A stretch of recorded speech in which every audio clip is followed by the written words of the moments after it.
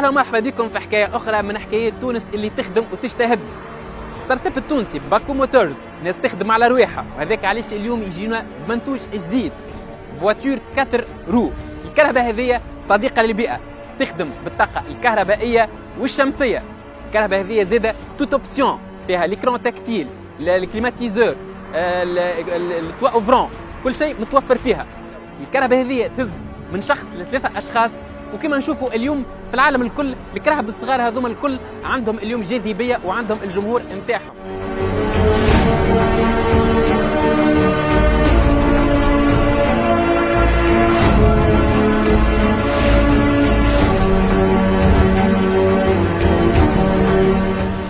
أبو بكر سالم مؤسس شركة باكو موتورز. باكو موتورز شركة متخصصة في صناعة السيارات الكهربائية تشتغل بالطاقة الشمسية.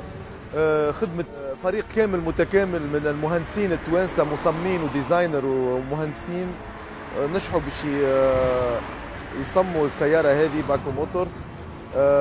هي سيارة صديقة للبيئة، ابليكاسيون اوربان في وسط المدينة، توت اوبسيون، فيها الفيتر الكتريك، فيها ليكرون تكتيل، فيها الكليماتيزور.